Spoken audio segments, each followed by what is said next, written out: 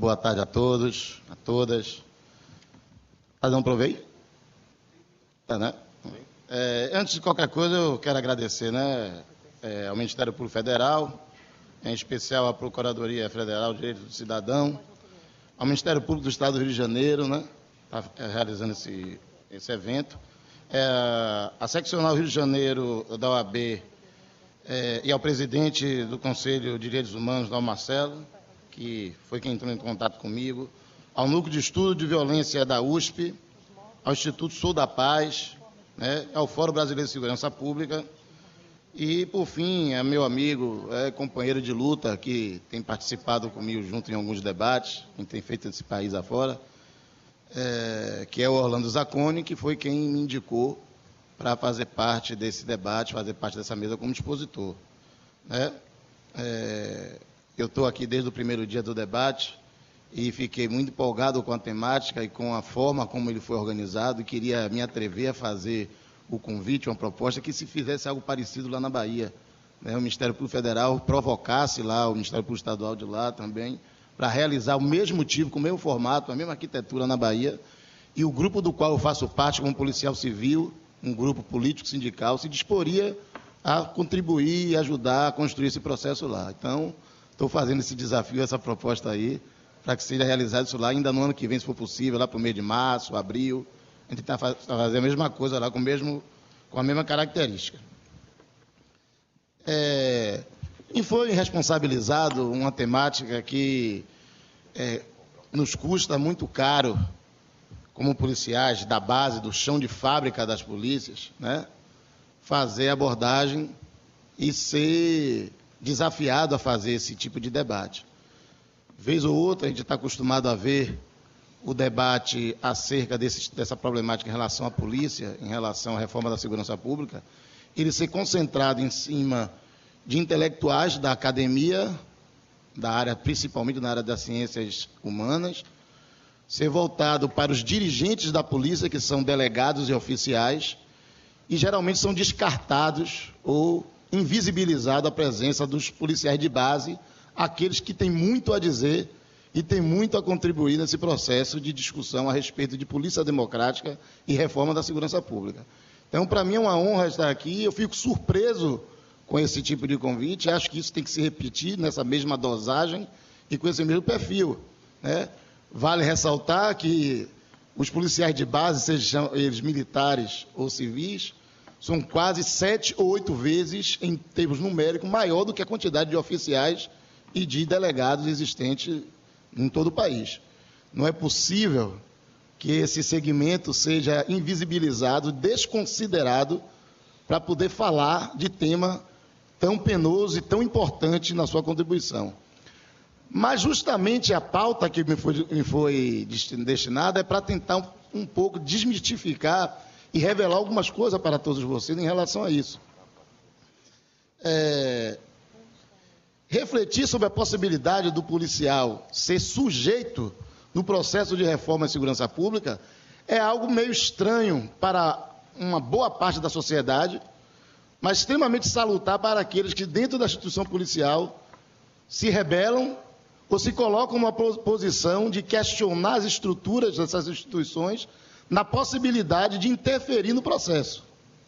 E eu digo que é causa estranha na sociedade porque foi percebido claramente, apesar do ótimo debate durante esses 2 dias, os discursos existentes aqui está subjacente à secundarização desses policiais na possibilidade de intervir no processo. Não à toa que o debate ele privilegia a discussão em cima nos de cima. É necessário estabelecer regras e debates e procedimentos onde os delegados e os oficiais de polícia são prioritários nesse debate. Por que será que esse tipo de mensagem subliminar é colocado em debates de espaços como esse? Porque o Ministério Público Federal e Estadual, ele tem uma tendência subliminarmente, indiretamente, de invisibilizar a possibilidade de discutir com esses operadores diretos que fazem parte do chão de fábrica da polícia. Por que será que esse tipo de coisa acontece? Somado a essa pergunta, tem uma pergunta que me fizeram há mais ou menos umas 3 ou 4 semanas atrás, quando os servidores públicos do Rio de Janeiro questionando o pacote de maldades que o governo do Estado tinha feito através do governo do Pezão, que atingia todos os servidores públicos, inclusive atrasando o salário por mais de 3 meses, pessoas sem receber salário. E quando esses servidores públicos vão às ruas para lutar e questionar esse processo, a polícia militar vai para a rua para rechaçar e bater nessas pessoas, terminar com esse tipo de manifestação. A pergunta que a gente tem que fazer para isso, ela vai nos remeter a entender a resposta da primeira pergunta que eu faço. Por que nós somos secundarizados e somos invisibilizados? Qual é o mecanismo que faz com que esses homens e mulheres que fazem parte do chão de fábrica se sintam à vontade de não se identificar com a luta social, de não se identificar com a luta que, do outro lado, não existe espelho. Existe uma visão opaca que invisibiliza essa identificação dele enquanto ser social, enquanto sujeito. O que fator é esse? Que mágica é essa que foi construída nas nossas instituições, que provoca nesses homens e mulheres que fazem parte do chão de fábrica da polícia, das polícias, não conseguir se identificar enquanto tal e ser cego ao ponto de agir com tanta truculência e tanta violência diante daqueles que lutam por algo igual, parecido ao que você está lutando. Talvez por conta disso, a gente entenda porque o Ministério Público Federal, o Ministério Público Estadual, as ONGs, as outras instituições que todas refletem sobre segurança pública, não se sintam tão à vontade de chamar esse segmento para discutir sobre segurança pública ou entender que eles são possíveis no processo de reestruturação e reforma da segurança pública. Mas, contudo, é salutar entender essa visão tanto unilateral, distorcida e incompleta da análise que se faz desses homens e mulheres que fazem parte dessa instituição. É salutar a gente avaliar que a polícia, historicamente, devido à sua violência e truculência, que é estruturante da realidade histórica desse país, seja entendida como algo abjeto. Não tem por que eu discutir com esses caras. Esses caras, para mim, é fuzil e porrada, porque é essa a relação que eles estabelecem com a gente. É essa relação mesmo que as pessoas fazem, é essa relação mesmo que as pessoas interpretam. Eu, algum tempo atrás, analisava um site falando sobre o processo de greve das polícias, principalmente da Polícia Militar, que chama bastante atenção no país, que ocorreu na Bahia, né? Por 3 anos seguidos, a greve da Polícia da Bahia é a que mais tem chamado a atenção no cenário das lutas das polícias por uma questão sindical, né? E uma polícia militar. Fenômeno esse que já virou até tese de investigação acadêmica em algumas universidades lá do Estado. E aí tinha um grupo de anarquistas que diziam o seguinte: não dá para classificar policial como classe social, porque ele não faz parte do processo produtivo. Ele não tem nenhuma relação direta com a cadeia produtiva. Se ele não tem nenhuma relação direta com a cadeia produtiva, que parte de classe social ele pode ser enquadrado e ele pode ser verificado? Um outro segmento ligado a um setor de esquerda mais extremista, né? E eu não estou aqui fazendo crítica a nenhuma esquerda extremista, que eu tenho grande simpatia à esquerda extremista, mas faz uma leitura também superficial quando diz que qualquer segmento de trabalhador ou qualquer organização sindical ou partidária de esquerda que possa prestar solidariedade a qualquer movimento grevista, paredista da polícia, está cometendo um erro de princípio, porque você está defendendo os algozes que não são humanos e que nos tratam como bichos e objetos. Então, para eles, nada.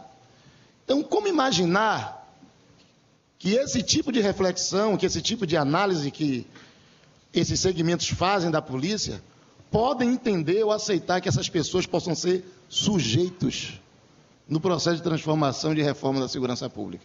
Difícil. É muito difícil isso acontecer. A tendência que nós temos, e aí eu faço disso um apelo e ao mesmo tempo uma crítica que a gente precisa fazer o tempo todo, é de imaginar que a análise sociológica ou análise política, até mesmo jurídica que se possa fazer esse segmento, não pode invisibilizar nem possibilitar que esse segmento surja ou reconstrua sua identidade enquanto ser humano, sobretudo enquanto trabalhador. Porque Quando nós fazemos isso, de invisibilizar os policiais, eu tenho certeza absoluta que a direita mais fascista desse país abraça os policiais como trabalhadores. Podem ter certeza disso.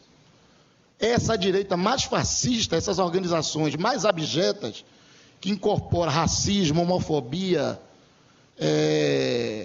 e todo tipo de misoginia, todo tipo de comportamento retrógrado, conservador e absolutamente rejeitado por aqueles que fazem parte da sociedade civil organizada, esses segmentos todos abraçam a polícia.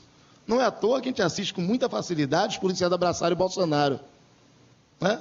Não é à toa que a gente vê com muita facilidade policiais dar discurso protafascista em todas as redes sociais. Não é à toa que o discurso dual entre o bem e o mal é assumido pela comunidade policial com muita facilidade. E aí eu pergunto, é mais interessante a gente jogar esse quase 800 mil, ou quase 1 milhão de policiais no braço desse segmento mais retrógrado, por conta de nós não considerarmos ele ser humano, ou não considerarmos trabalhador?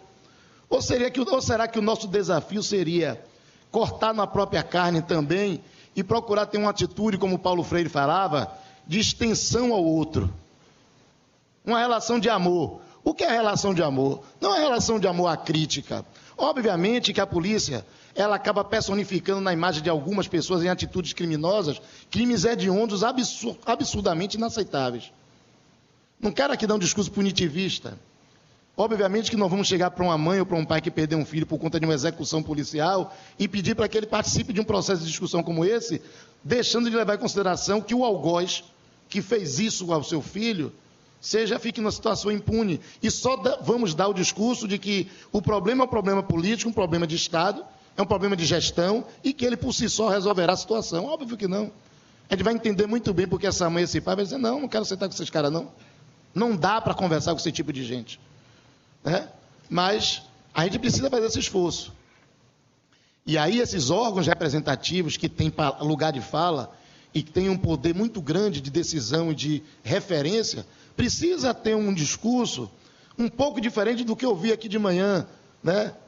Eu não me lembro bem quem foi que disse, de dizer assim, não, esse problema de discutir se o completo de polícia, as questões mais categoriais, que a categoria que discutir, isso não é um problema muito importante para a gente. A gente tem que discutir a política geral e essas questões os policiais resolvem entre eles, tudo mais. E discutir essas questões gerais, diga-se passagem, é chamar os delegados e oficiais para discutir. Imagine só. Então, está subjacente nesse tipo de avaliação, nesse tipo de colocação, um desprezo na possibilidade de encontrar pessoas como eu. Como meu colega ali, Delbrando Saraiva, que faz parte do grupo Coligação aqui da Polícia Civil, como meu colega Fábio também, que é inspetor da Polícia Civil, e tantos outros, que são policiais militares, como o colega aqui também, que é policial militar da base, que tem uma postura e uma análise do que é a polícia, e que estão levantando uma bandeira dentro dessas instituições para conseguir ser visto. Nós existimos. Nos abrace, porque a gente tem uma proposta de mudança por dentro. E aí, não há de se negar algo importantíssimo nesse processo. O que nós fazemos no momento que a gente se levanta dentro da polícia, tentando se tornar sujeito do processo de discussão da reforma, é um processo contra-hegemônico. Não é um processo meramente corporativista. Mas a gente precisa dialogar de maneira dialética, entender o seguinte, o policial, assim como qualquer trabalhador, e o policial é um trabalhador, não é à toa que eu trouxe aqui um cartaz do Policiais Antifascismo, e a frase lá dizendo o seguinte, somos policiais, somos trabalhadores. Essas pessoas precisam e discutem no seio do seu debate mais corporativista, mais elementar, as questões próprias da sua categoria. É natural que o policial queira discutir ciclo completo de polícia. É natural que ele queira discutir carreira única, ingresso único, que ele queira discutir desmilitarização. É natural porque ele percebe que isso é uma discussão muito basilar que pode elevar ele à condição de humano, de trabalhador. Mas aí, quando o Ministério Público Federal ou Estadual ou qualquer entidade nega que esse debate é um debate que ele tem que aproveitar, trazer o policial para que faça desse debate mais corporativo o ingresso, a entrada, a ponte para humanizá-lo, é você jogar de novo no braço do fascismo, irmão. Não tem jeito. Então a gente, na verdade, está órfão de representatividade, Porque as pessoas não conseguem entender que dentro do meio policial existem homens e mulheres que sofrem as mesmas agruras que qualquer ser humano vive na vicissitude de relação dentro do capitalismo brasileiro. Nada é diferente. Ele tem um papel diferenciado pelo cumprimento do dever que a função te dá, pelas características estruturantes e seculares que a polícia tem, mas ainda assim ele não perde as características enquanto ser humano, se nós, e quando eu digo nós, eu digo a todos que estão aqui presentes, não oferece essa condição de acolher, de se estender. Então, o papel do policial nesse processo, sendo sujeito na reforma da segurança pública, eu arriscaria dizer que é de fundamental importância e talvez seja o mais importante papel. Porque ele vai minar justamente a base da estrutura de um órgão de segurança pública, que são as polícias, por dentro. Abraçá-lo e fazer com que suas proposições mais corporativas sirva de pretexto para um diálogo mais aprofundado no que diz respeito ao papel da polícia e à construção da polícia democrática, é construir as possibilidades de que esse seu papel de sujeito se efetive. Então, não há como continuarmos nesse processo, negligenciando isso, e imaginando que esse debate aqui por si só, para alguns meramente contemplativos, para outros como peça de informação para sua tese de mestrado ou doutorado, para outros para encher sua informação intelectual, só porque hoje é um dia de quinta e sexta-feira, não tenho nada a fazer, vou lá escutar esse debate, né? Mas para nós policiais, isso é uma questão de militância direta e concreta e absolutamente palpável. Para a gente esse debate é de fundamental importância. Debater e ter vocês como parceiros é de fundamental importância para que a gente dê um grito de liberdade dentro das instituições policiais. E aí quero tentar corroborar com a visão do André, quando ele fala aqui do ciclo completo. A gente faz esse debate de ciclo completo hoje nas redes sociais com uma profundidade que talvez arriscaria dizer que os senhores e senhoras não fazem. Foi inaugurado no ano passado uma plataforma no mudamos.org pelo Luiz Eduardo Soares, que tem uma participação de milhares de policiais opinando e falando a respeito de todas aquelas propostas da PEC 51. Ciclo completo de polícia, carreira única, ingresso único, desmilitarização, controle externo da polícia, né, autonomia do Estado na formatação dos modelos de polícia. Todo mundo participou, né, e foi feito um relatório e tal. E esse debate hoje, eu faço parte desse debate a nível nacional em dezenas de grupos de WhatsApp e Telegram, onde os policiais estão predispostos a esse debate. E aí, vamos negligenciar isso? Mesmo sabendo que esses policiais ainda numa postura um tanto incipiente, dão gritos de liberdade e se organizam de alguma forma, né? Hoje nós temos a OPB, com todas as críticas que se possam fazer, ou com todas as avaliações que façam, mas é uma organização de policiais pensando segurança pública no olhar do policial, né? Nós temos hoje os policiais antifascismo, que têm a mesma lógica. Na Bahia, eu faço parte de um coletivo chamado Coletivo Sindical Sankofa, que hoje faz história dentro da Polícia Civil do Estado da Bahia, influenciando outros segmentos de outras polícias, que não é Polícia Civil, em todo o Estado, dialogando com a universidade, com movimentos organizados da sociedade civil organizada. A gente consegue fazer isso. Talvez tenha sido até isso que deu uma certa notoriedade para conhecer o Zacone acabar fazendo um contato comigo, e hoje eu estou aqui por conta desse tipo de militância. Então, os policiais estão se organizando. Os policiais estão tomando iniciativa e querem ser sujeitos a esse processo. E ser sujeito a esse processo é minar o processo hegemônico que existe hoje no Brasil, de dominação e manutenção dessa estrutura de instituição policial, de órgãos policial, fazendo o contraponto. A grande resistência que hoje os segmentos organizados da sociedade civil e que órgãos que discutem a remodelação da segurança pública e das polícias pode encontrar como resistência é justamente se essa base não conseguir dialogar com esses segmentos. Não perceber que esses segmentos eles podem ser propositivos no sentido de sublevar essas massas para que a reforma ocorra e, ao mesmo tempo, nos apoie e apoie esse segmento nas suas lutas mais intestinais. Essa compreensão dialógica, ela precisa ocorrer. Do contrário, iremos ficar somente num debate academicista, de formulação de relatório, apresentado para outros acadêmicos que vão reproduzir para outros acadêmicos.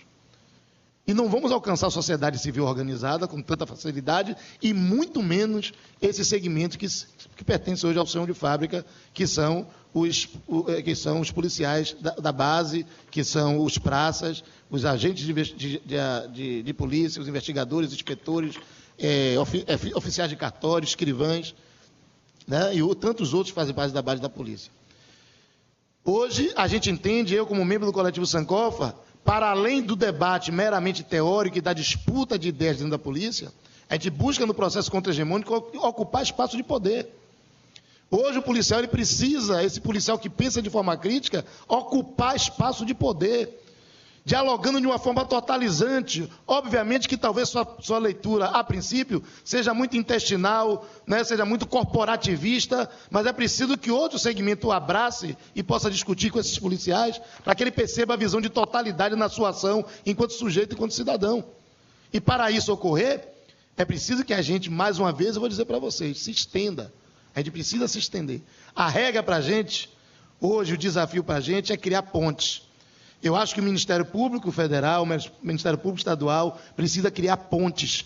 E as pontes, ela tem que deixar de dar privilégio a quem comanda a polícia. Porque quem comanda as polícias tem a tendência de ser conservador e de manter a estrutura criando Frankensteins.